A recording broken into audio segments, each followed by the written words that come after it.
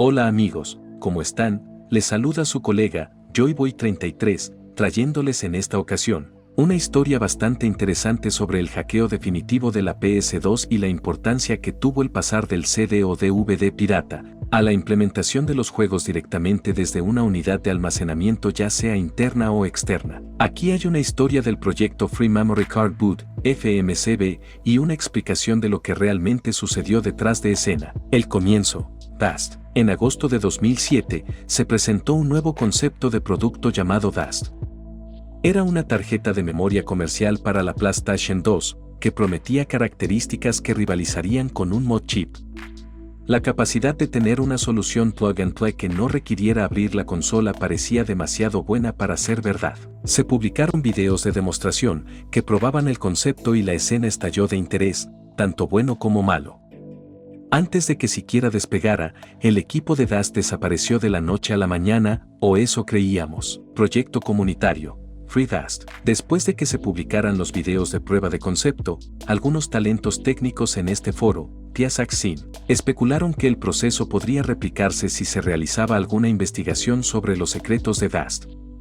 Sin nada concreto con lo que trabajar, inicialmente se avanzó muy poco en esta dirección. Pero eso pronto iba a cambiar. El producto, Mime32. En noviembre de 2007, los secretos finalmente fueron revelados a través de un nuevo producto comercial llamado Mime32.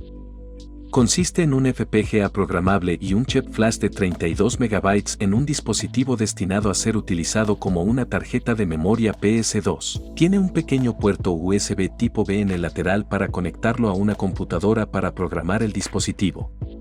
El dispositivo se vende en blanco, sin código por razones legales, pero prometió que habría nuevas características disponibles de desarrolladores terceros. El firmware, Memento. Una semana después del lanzamiento del Mime32, un supuesto grupo de hackers rusos llamado Memento Team lanzó un instalador y firmware especializado exclusivamente para el Mime32 para darle exactamente las mismas características que se demostraron originalmente en el proyecto Dust. Era casi una obviedad que de hecho eran los mismos desarrolladores, solo que habían elegido sus movimientos con mucho cuidado para evitar litigios legales. Por ejemplo, ser demandados por Sony. El proyecto Mime32 probablemente se originó en Australia, pero su ley de derechos de autor prohíbe la venta de dispositivos utilizados para eludir la protección contra copias. El vacío legal es lanzar dispositivos con chips en blanco para que se programen a discreción del usuario final. Esto es muy similar a lo que hacían los fabricantes de mod chips, como la serie DMS que contaba con el apoyo del grupo de hackers chinos, Team Toxic, que produjo el firmware y el sistema operativo pirateados para sus chips, y también hablaban inglés británico perfecto, como lo hacían los desarrolladores de DMS, Team Toxic, Toxic OS y HD Loader fueron creados por un desarrollador de la escena que se hacía llamar SHEP. Free Dust continúa. Free Memory Card Boot. Así, como era de esperar, el firmware de Memento fue desmantelado a fondo y sometido a ingeniería inversa.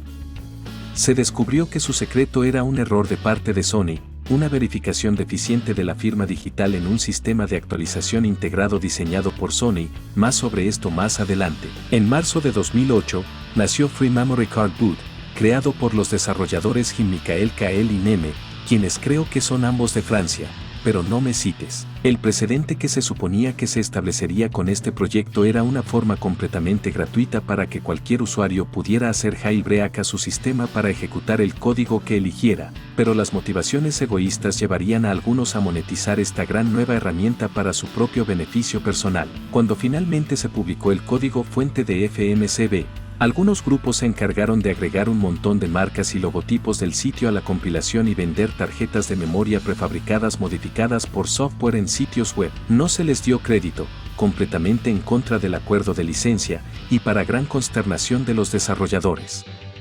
Durante un tiempo se libró una pequeña guerra contra las tiendas web que intentaban vender tarjetas prefabricadas de FMCB.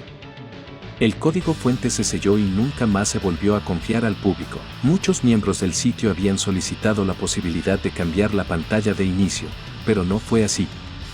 Así como el equipo Tweezers tuvo que agregar la gran pantalla de exención de responsabilidad al instalador de Hack Me para Wii, estafa, o Mebreware y BeUnlocker, la pantalla de presentación llegó para quedarse, de modo que cualquier cliente de una tarjeta prefabricada supiera que había sido estafado. La magia detrás de Free Memory Card Boot. Entonces, ¿cómo funciona todo? Cuando Sony estaba diseñando la PS2, agregaron algunas características al sistema para permitir que se aplicaran nuevas características o parches en una fecha posterior. No hay ROM flashable ni ningún tipo de chip NAND o NOR flash en la PS2. Tiene un BIOS del sistema almacenado en un chip de solo lectura que no se puede actualizar, por lo que cualquier software nuevo potencial tendría que cargarse cada vez desde un dispositivo de almacenamiento conectado cada vez que se encendiera la consola. Cuando la PS2 se lanzó el primer día en Japón, no tenía la capacidad de reproducir películas en DVD de fábrica.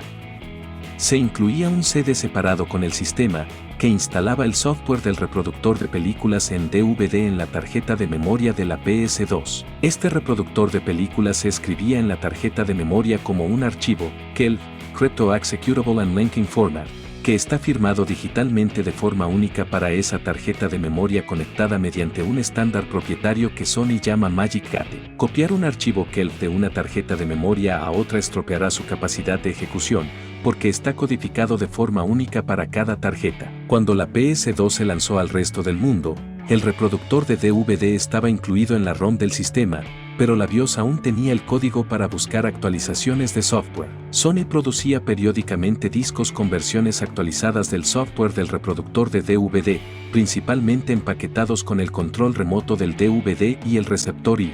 Sin embargo, Sony cometió un pequeño error en su implementación de Magic Gate. Cuando se realizó ingeniería inversa del firmware de Memento, se descubrió que habían inyectado su propio código justo en medio de uno de los archivos KELF del reproductor de películas en DVD de Sony. Se descubrió que la PS2 solo estaba comprobando una firma digital válida en el encabezado del archivo, y no ejecutaba ningún tipo de prueba de suma de comprobación para ver si el archivo había sido alterado de alguna manera. Esto significaba que era posible inyectar y reemplazar cualquier código ELF de su elección en el KELF del reproductor de DVD, siempre que no aumentara el tamaño del KELF, y que la PS2 lo validara como un programa legítimo de Sony y lo ejecutara. Así que FMCB hizo uso de este descubrimiento y tuvo un día de campo. Las primeras versiones del instalador de FMCB funcionaban extrayendo el archivo ELF del reproductor de películas DVD de Sony que estaba realmente incrustado en la ROM del sistema de la PS2, y lo usaban como base para inyectar el código del programa. En las PS2 grandes, este archivo era bastante grande, alrededor de 1700 kilobytes, y ocupaba bastante espacio en la tarjeta de memoria. Las versiones posteriores ofrecían la posibilidad de utilizar un reproductor de películas DDD-ALF externo, unidad flash, etc. Y el más popular se convirtió en uno extraído de los modelos Slim de PS2 posteriores, que tenía solo 75 kilobytes, lo que ahorraba una cantidad sustancial de espacio. Los autores querían poder crear un lanzador casero y decidieron que qué mejor forma de hacerlo que usar la propia pantalla principal de Sony.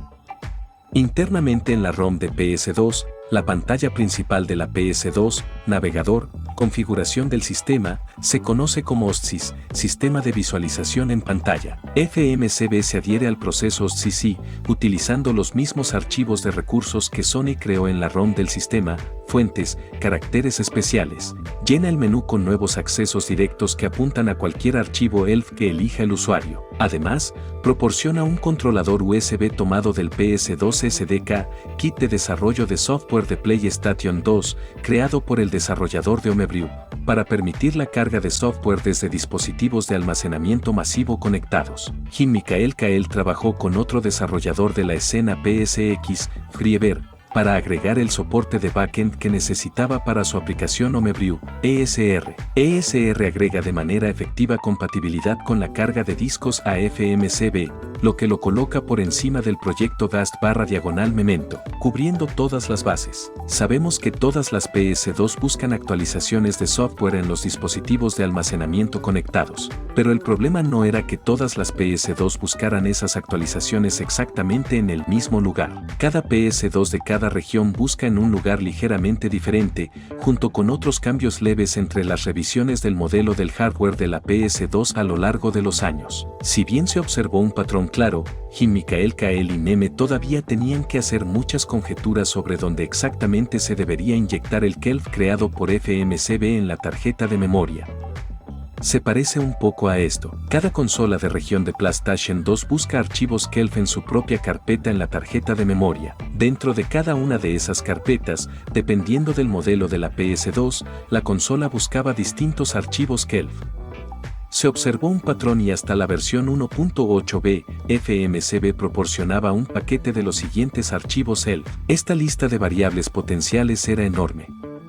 Se realizó una investigación más exhaustiva con la comunidad y, finalmente, se determinó que algunos modelos tenían rutas de archivo absolutas que buscaban para minimizar la lista. El instalador de FMCB ofrecía dos modos. Una instalación normal, que solo instalaría el archivo KELF requerido para el modelo específico de PS2 en el que se estaba ejecutando el instalador en ese momento, y una opción multi que proporcionaba esa lista completa de variables para que funcionara en cualquier modelo de PS2 dentro de la región de la consola original. Por ejemplo, una tarjeta de memoria FMCB creada grande podría funcionar en una consola delgada, o viceversa. Sin embargo, con un reproductor de DVD de 1,7 MB, eso habría requerido la friolera de 36 MB en la tarjeta de memoria, lo que obviamente es imposible para una tarjeta de memoria de 8 MB. Para solucionar este problema, Jean-Michel Kael ideó una solución inteligente: enlaces simbólicos. Enlace simbólico, o más precisamente, un enlace duro. El truco consistía en aplicar un poco de corrupción controlada al sistema de archivos de la tarjeta de memoria. Al utilizar la opción de instalación multi, el KELF del reproductor de DVD inyectado con FMCB en realidad solo se copia a la tarjeta de memoria una vez. Se crean enlaces duros para todas las demás variables, accesos directos falsos, por así decirlo, para que apunten a este KELF original si se lo solicita. Si bien este truco funcionó bastante bien, creó un problema de pérdida de datos potencial si se eliminaba alguno de estos archivos falsos, lo que interrumpía el flujo de datos del sistema de archivos en la tarjeta de memoria y provocaba la pérdida de datos. Sin embargo, este pequeño problema se superó por completo más tarde gracias a nuevos descubrimientos. Craqueando la PS3, nuevos secretos revelados. En diciembre de 2010, unos meses después del lanzamiento del dongle USB PS Jailbreak, equipo False Overflow había descubierto un error increíble de Sony en la implementación de cifrado de la PS3 y, al explotarlo, había descubierto la clave privada de Sony para la consola. En los años siguientes, el firmware de la plataforma fue analizado minuciosamente y se descubrieron otros tesoros dentro de él que habían eludido a los piratas informáticos durante años. Las claves privadas de la PlayStation Portable, PSP, y del sistema Magic Gate de la PS2. Esto llevó a un brote masivo de desarrollo de firmware personalizado para PSP en el kernel 6.20 que antes se creía inhackeable. También abrió la puerta a los desarrolladores de PS2 de una nueva manera. Ahora podían firmar sus propios KELF sin la necesidad de que ningún ELF del reproductor de DVD inyectara tonterías. Jean-Michel Kael había pensado que había avanzado FMCB lo más lejos que podía con el lanzamiento de la versión 1.8b. Armado con nuevos conocimientos forjados en la escena de la PlayStation, regresó para un último hurra. FMCB 1.8 separa el adaptador de tarjeta de memoria de Sony para PS3, diseñado a la inversa y reutilizado por él para que funcione en una PC con Windows. Adaptador de tarjeta de memoria PS3, SECHM 1, que permite la instalación de FreeMC Boot. Esta nueva versión de FMCB tenía tres novedades. Con el uso del Sony MCE, SECHM 1, ahora era más fácil que nunca para el público producir tarjetas de memoria FMCB con una inversión mínima. El adaptador se vendía por unos $15 en tiendas físicas como GameStop y EB Games. Las claves Magic Gate permitieron realizar firmas digitales válidas en los ELFs FMCB sin procesar, sin necesidad de utilizar ningún código de Sony, excepto una clave de cifrado. La lista de variables ELF se había reducido a una lista exacta para cada modelo y región de PS2, por lo que ya no era necesario el uso de enlaces físicos, por lo que ya no había más corrupción en las tarjetas de memoria. Esto, a su vez, también condujo al primer lanzamiento de FMCB para crear tarjetas de memoria multirregionales que ahora funcionan en cualquier S2 de cualquier país. salvo algunas excepciones especiales, como el DVR de PSX en ese momento. FMCB 1.8c y posteriores, ahora instalan esta lista precisa y exacta de archivos, que cubre entre comillas todas las configuraciones de modelo o región de PS2, sin conjeturas. El especialista de Singapur. Un nuevo desarrollador asumió el mando en TiaSaxin, nada más ni nada menos que un usuario del propio foro con su alias SP193.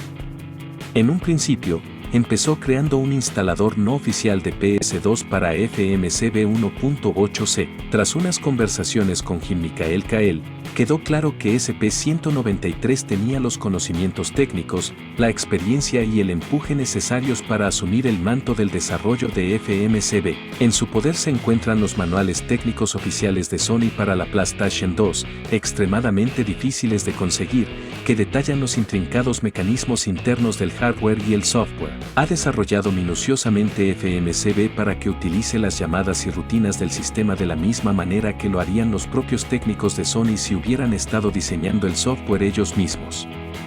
También trajo a la mesa una nueva característica muy interesante, compatibilidad con discos duros. Cuando Sony lanzó las unidades HDD oficiales de PS2 en 2003, venían empaquetadas con un CD llamado disco de utilidades HDD, o disco de utilidades del disco duro. Este disco contenía una importante actualización de software de OSIS llamada Browser 2.0, o DOD internamente. También estaba almacenado en la unidad como un archivo KELV, con una clave única para el dispositivo, pero esta vez utilizando un cifrado diferente llamado DNAS, Sistema de Autenticación de Red Dinámica DNAS. DNAS era mucho más difícil de descifrar que Magic Gate y venía en una variedad de sabores y fortalezas criptográficas.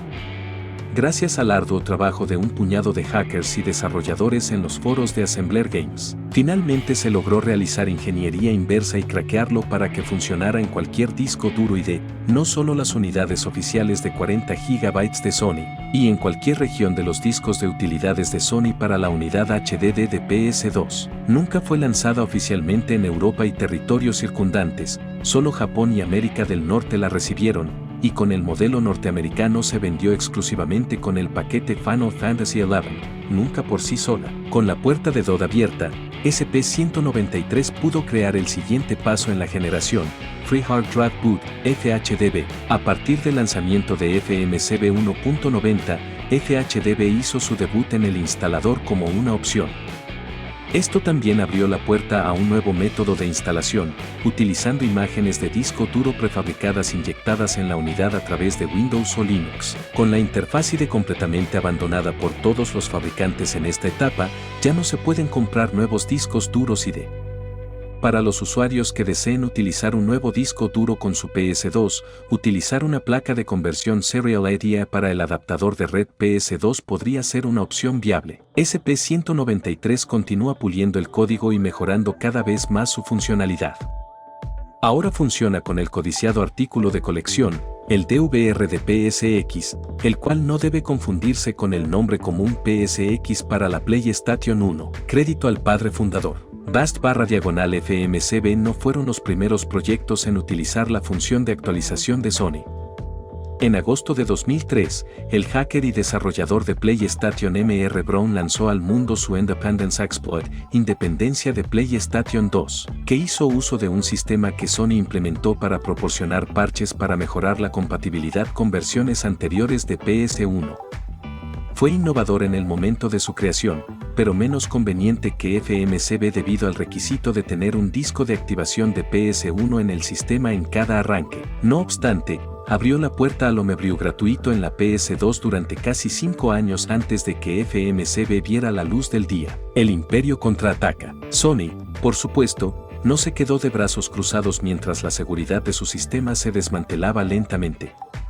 Cuando se lanzó la PS2 Slim en octubre de 2004, se había parcheado el BIOS para bloquear el Exploit Independence, lo que la convirtió en una utilidad PAT únicamente. En su mayoría, estaban luchando una guerra perdida con los vendedores de mod chips, haciendo cambios en el hardware para intentar detener su instalación, junto con trampas para destruir efectivamente el láser de Drum en caso de que tuvieras la audacia de modificar el sistema. Cuando se lanzó FMCB, la PS2 se acercaba lentamente al final de su vida útil. El modelo final de la PS2 Slim que Sony estaba produciendo, la serie 9000X, había convertido la fórmula en una forma de arte. Habían logrado internalizar el transformador AC/DC en la carcasa Slim de nuevo, como siempre lo había hecho la PAT, eliminando el voluminoso bloque de alimentación que la Slim usaba en ese momento. También decidieron cortar la fiesta de FMCB y se produjo una nueva BIOS, versión 2.30, eliminando toda la funcionalidad de carga KELF de la plataforma, y comenzó a circular a mediados de 2008. En esta etapa, no les importó mucho que la Slim no tenía una bahía para HDD ya que el software del reproductor de DVD estaba pulido hasta quedar brillante y no necesitaba más actualizaciones. Y bien amigos, hasta aquí termina el video. Quiero agradecer al autor original de este compilado de información, el usuario WMXP, moderador en su tiempo del extinto foro Piasax Sin, y usuario activo del actual foro Piasax Place, también al usuario JJ del foro PS2 Home por recuperar, ordenar y compilar tan fascinante historia, y en general a toda la escena y manosfera del PS2 que de alguna forma en menor o mayor medida lograron en su conjunto todo lo que a día de hoy se puede realizar en esta histórica consola. Y sin más se despide su amigo, Joyboy33, y nos vemos hasta la próxima.